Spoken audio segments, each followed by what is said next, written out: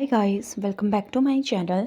तो गाइस, मैं आपको ये बताने वाली थी, अगर आपको ये एफ पसंद आएगा तो इसका आगे के पार्ट आपको मेरे दूसरे चैनल पे मिलेंगे, जिसका लिंक आपको डिस्क्रिप्शन बॉक्स में मिल जाएगा। ये पूरी प्लेलिस्ट बनी हुई है जहाँ से आप दूसरे पार्ट को देख सकते हैं। Hi guys, welcome back to my channel. तो आज मैं आपके साथ arrange marriage with ailing patriarch fan fiction share करूँगी। ये एक वन शॉट फ़ैन फिक्शन है और इसकी ऑथर रोज़ S7B हैं। इसे मैंने वटपैड से लिया है। इस फ़ैन फिक्शन में टॉप विहिंग और बॉटम वांगजी है। स्टोरी लाइन कुछ ऐसी है। ये शादी वांगजी के लिए एक अरेंज मैरिज है, लेकिन वी वुशान के लिए नहीं। विहिंग खुद को लांग वांगजी से शादी करना चाहता है। वहीं वांगजी ने कभी वी विशान को देखा तक नहीं। उसे बस उसका दूसरा नाम पता है, जो पूरे कल्टीवेशन वर्ल्ड में फेमस है, ईलिंग पैट्रियार्क। ईलिंग पैट्रियार्क को खतरनाक माना जाता है। उसके बारे में बहुत सारी बुरी अफवाहें फैली हुई हैं। कहा जाता है कि वह डेमोनिक पावर का इस्तेमाल करता है और ब्यूरियर माउंट्स में रहता है। अब देखना ये है कि जब लैन वांगजी को अचानक ये खबर मिलेगी कि उसकी शादी ईलिंग पैट्रियार्क से होने वाली है, तब क्या होगा, क्योंकि अब कोई भी लैन वांगजी की मदद नहीं कर पाएगा इस शादी को रद्द करने में। इस एफएफ के हिसाब से हायर क्लैन के लोगों ने ईलिंग पैट्रियार्क को नहीं देखा है। वो सबके सामने मास्क पहनता है, यहाँ तक कि जियांग परिवार ने भी उसे कभी नहीं देखा। उसकी रियल आइडेंटिटी सभी के लिए रहस्यमय है। वी वुशान की उम्र 28 साल है, जबकि वांगजी की 19 साल। लैनलिंग जिन क्लैन में असेंबली हॉल में सभी सेक्ट लीडर आए हुए थे, सभी वहाँ पर एक महत्वपूर्ण टॉपिक पर बातें कर रहे थे। पिछले 6 सालों से वैन सेक्ट लगातार उनके खिलाफ षड्यंत्र रच रहा है। वे पपेट्स का निर्माण कर रहे हैं और लोगों की हत्या कर रहे हैं। वैन सेक्ट दूसरे लोगों की फसलें, सब्जियों तक को भी नष्ट कर देते हैं, जिससे लोग निर्भर हो जाते हैं और उन्हें वैन सेक्ट से ही फल, वेजिटेबल्स और अनाज को खरीदना पड़ता है। वे दूसरे सेक्ट को ज़बरदस्ती अपने अंडर ले रहे हैं और उनके पूरे सेक्ट पर वैन का नियंत्रण हो जा रहा है। यहाँ तक सुनने में आया है कि वैन लोग अपने स्पाइस को भी दूसरे सेक्ट में भेज रहे हैं। सभी सेक्ट लीडर और उनके डिसिपल वैन से छुटकारा पाना चाहते हैं, लेकिन ऐसा कर नहीं पा रहे, क्योंकि वैन बहुत पावरफुल हैं और उनके पास एक ह्यूग डेमन आर्मी है।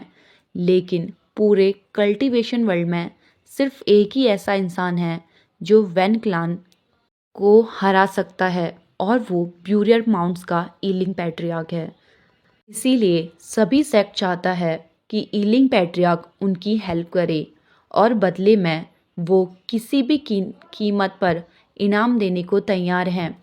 लेकिन किसी ने कभी भी ईलिंग पैट्रियार्क को नहीं देखा। वो कभी किसी के सामने नहीं आता। उसके बारे में कई तरह की अफवाहें फैली हुई हैं। कहा जाता है कि उसका चेहरा बहुत डरावना और बदसूरत है। उसके सफ़ेद गंदे बाल हैं और लंबे नाखून, जिनसे वह इंसानों का मांस नोचता है। लोग कहते हैं कि वो बहुत मोटा बूढ़ा आदमी है जो जिंदा इंसानों को खा जाता है। उसके शरीर से सड़े हुए अंडों जैसी बदबू आती है, लेकिन कोई नहीं जानता कि इसमें कितनी सच्चाई है और कितना झूठ। ईलिंग पैट्रियार्क को जिन सेक्ट में बुलाया गया था, सभी लोग उसका बेसब्री से इंतज़ार कर रहे थे। लैन सेक्ट की ओर से सेक्ट लीडर लैन कुरैन और उनके भतीजे लैन सिचेन भी वहाँ मौजूद थे। ने सेक्ट से सेक्ट लीडर नी मिंजू आए थे और जियान सेक्ट से सेक्ट लीडर जियांग फेंगमियान अपने बेटे जियान चैंग के साथ वहाँ उपस्थित थे। उन्होंने ईलिंग पैट्रियार्क को इस बैठक में बुलाया था। वे उसकी हर मांग पूरी करने के लिए तैयार थे। सभी की निगाहें मेन गेट पर टिकी हुई थी। तभी 3 घंटे बीत चुके थे, लेकिन ईलिंग पैट्रियार्क अभी तक नहीं आया था। तभी जिन शुआन झुंझलाते हुए कहता है, आखिर वो कब आने वाला है। इस पर मेंग्याओ कहता है, मुझे क्या पता, पहले ही 3 घंटे बीत चुके हैं। अब और 15 मिनट बीत गए। तभी अचानक आसमान काला पड़ने लगा। सभी लोगों ने फ्लूट की धीमी रहस्यमयी आवाज़ सुनी। सेक्ट लीडर लैन कुरिन ने कहा, ये तो ईलिंग पैट्रियार्क है। ये बोलकर वो दरवाजे की ओर देखने लगे। अगले ही पल वहाँ ब्लैक स्मोक फैल गया और उसी धुएं के बीच से एक इंसान बांसुरी बजाते हुए हॉल में आता है। उसने लाल और काले रंग के रोब्स पहने हुए थे। उसके लंबे और मुलायम बाल थे जो उसकी पीठ पर बिखरे हुए थे। उसका शरीर मस्कुलर और अट्रैक्टिव था और उसके फेस में एक मास्क लगाया हुआ था। उस इंसान की अफवाहों से वो बिल्कुल उल्टा दिखाई दे रहा था। अब सभी लोग एक तरफ हट जाते हैं और ईलिंग पैट्रियार्क के लिए रास्ता बना देते हैं। वह हॉल के बीचों बीच खड़ा हो जाता है और अपनी बांसुरी बजाना बंद कर देता है। जैसे ही बांसुरी की धुन थमती है, काला धुआं भी धीरे धीरे गायब हो जाता है। ईलिंग पैट्रियार्क के पीछे से एक भाई बहन की जोड़ी भी हॉल में आती है।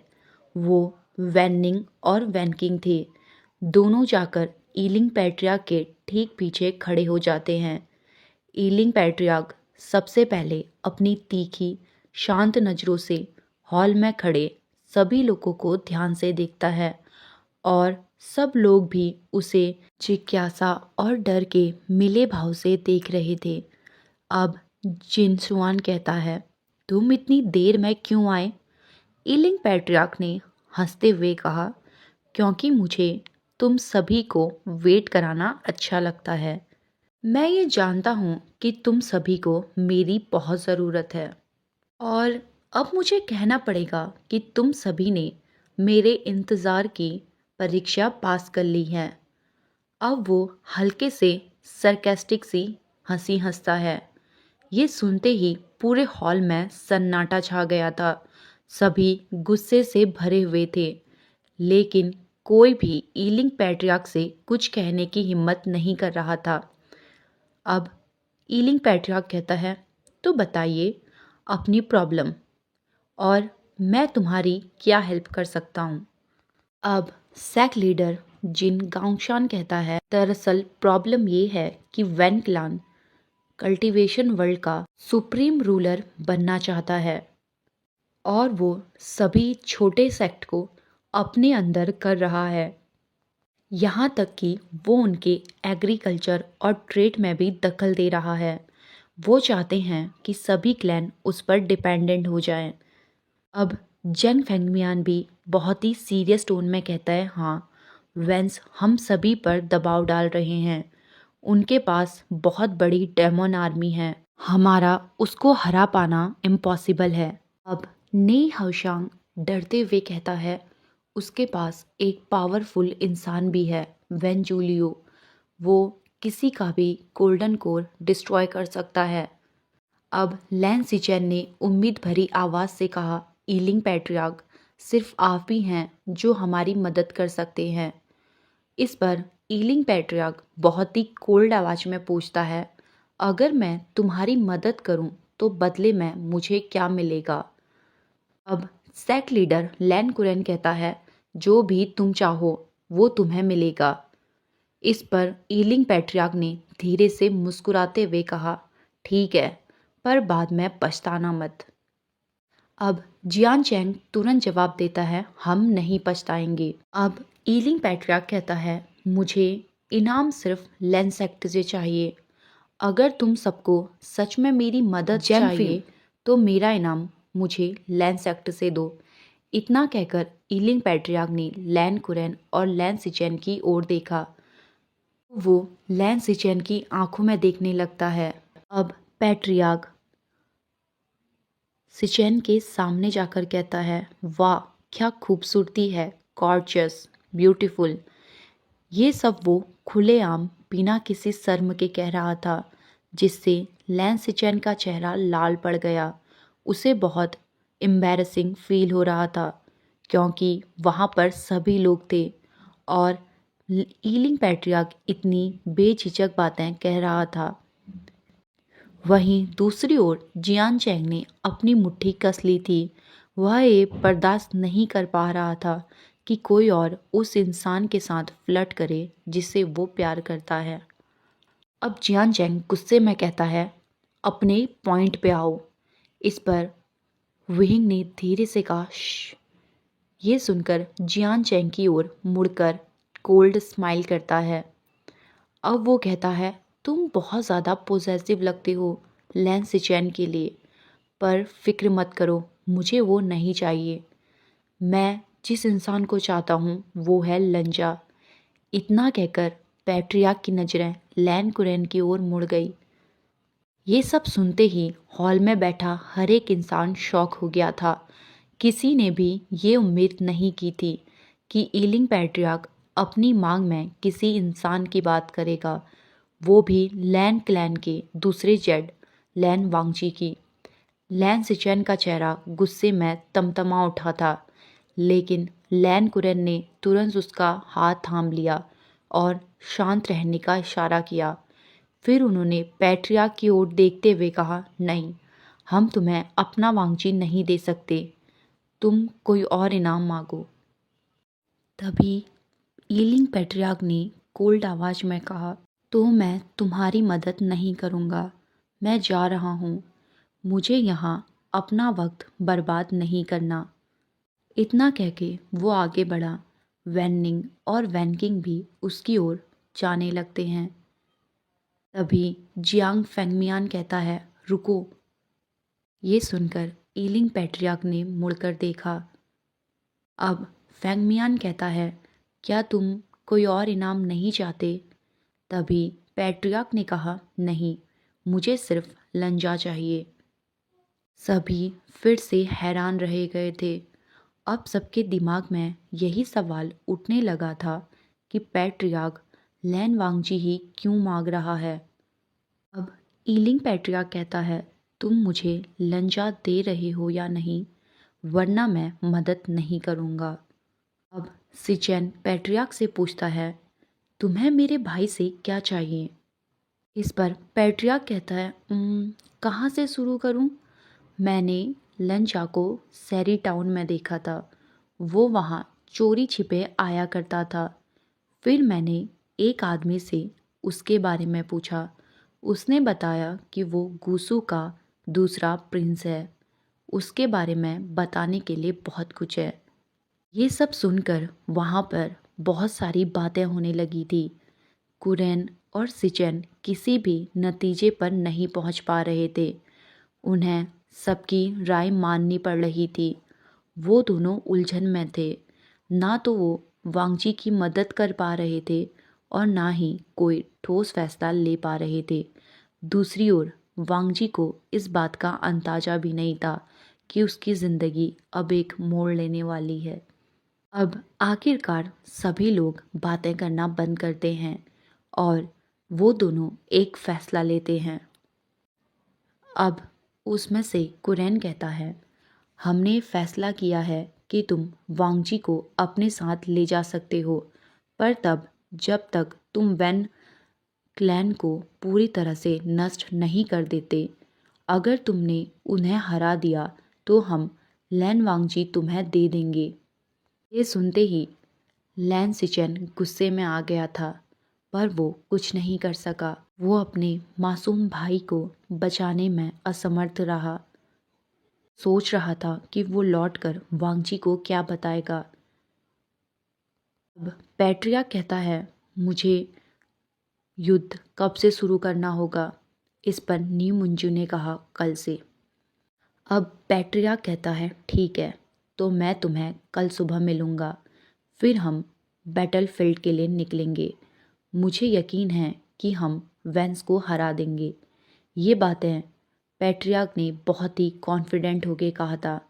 अब वो चला गया और उसके साथ वेंस सिवलिंग भी वहाँ से चले गए। उसके जाने के बाद लोग समझ नहीं पा रहे थे कि उन्हें खुश होना चाहिए या नहीं, क्योंकि दूसरी ओर वो वांगजी को खो रहे थे, जो सबसे महान योद्धाओं में से एक था।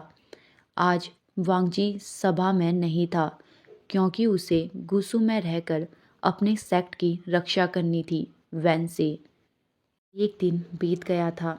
सभी लोग फिर से हॉल में जमा हो गए थे। वहाँ पर पैट्रियार्क भी आ जाता है। पैट्रियार्क ने उन सभी को लीड किया। कुरैन, जिन गुआंगशान और जियान फेंगमियान को छोड़कर सभी युद्ध के लिए गए बैटलफील्ड में। जैसे ही वेंस को पता चला कि सभी क्लैन उन पर हमला करने वाले हैं, वो भी तैयारी में लग गए थे। जैसे ही पैट्रियार्क को पता चला कि सेक्ट के योद्धा उन पपेट्स के सामने नहीं टिक पा रहे, तो वो एक ऊंची इमारत की छत पर गया और वहाँ से अपने फ्लूट को बजाने लगा, जिससे उन कठपुतलियों के अंदर काला धुआं घुस गया था और वो वेंस पर ही हमला करने लगी। ऐसे कुछ ही घंटों में वैन हार गए थे। पैट्रियार्क ने वैन रोहान को भी मार दिया। जियान चैंग ने वैन चाओ को और नी मुंजू को, वैन शू को और लान सिचैन ने वैन जूलियो को मार गिराया। अब इस तरह से युद्ध खत्म हो गया। वैनों को परास्त कर दिया गया और वे सब मारे गए। ईलिंग पैट्रियार्क अब चारों ओर फैली हुई लाशों को देखता है। उसके चेहरे पर प्राउड झलक रहा था। वो उस इमारत से नीचे उतरा और सीधा लैन सिचान के सामने पहुंचा। पैट्रियार्क के फेस पर एक हल्की सी मुस्कान थी। अब उसका समय आ गया था। सिचैन सोच रहा था कि उसे अपने भाई को पैट्रियार्क को देना होगा। अब ईलिंग पैट्रियार्क कहता है, मैंने उसे हरा दिया। इस पर सिचैन ने कहा, मुझे थोड़ा टाइम चाहिए वांगजी को बताने के लिए, अभी उसे कुछ भी पता नहीं है। इस पर पैट्रियार्क कहता है, 4 दिन बाद मैं यहाँ आऊँगा लंजा को लेने के लिए। अगर तुमने उसे मेरे साथ नहीं भेजा तो याद रखना, मैं तुम सब का भी यही हाल करूँगा। 4 दिन बाद मुझे वो वेडिंग के कपड़ों में चाहिए। इस पर लैन सिचैन ने धीमी आवाज़ में हामी भरी। इतना कह के पैट्रियार्क वहाँ से चला गया। अब क्लाउड ड्रेसेस में सिचैन और चिरेन सभी डिसिपल के साथ क्लाउड ड्रेसेस लौट आए थे। सभी थोड़ी देर के लिए रेस्ट करते हैं। वांगजी अपने चाचा के रूम में गया, जिससे वो युद्ध के बारे में पूछ सके। कुरैन पैट्रियार्क की शर्त के बारे में कुछ नहीं कहता, क्योंकि सिचैन ने कहा था वो खुद वांगजी को बताएगा। अपने चाचा से बात करने के बाद वांगजी सिचैन के पास जाता है। सिचैन कुछ कहने में झिझक रहा था। उसने वांगजी से नजरें तक नहीं मिलाई। अब वांगजी सिचैन का हाथ थामकर कहता है, भाई मुझे सब पता है। ये सुनते ही सिचैन ने वांगजी का नाम लिया। उसकी आवाज़ घबराई हुई थी और वो वांगजी की ओर देख रहा था। वो अपनी कांपती हुई आवाज़ में कहता है, क्या पता है? अब वांगजी कहता है, मुझे पैट्रियार्क की मांग के बारे में पता है। मुझे एक डिसिपल ने बता दिया था।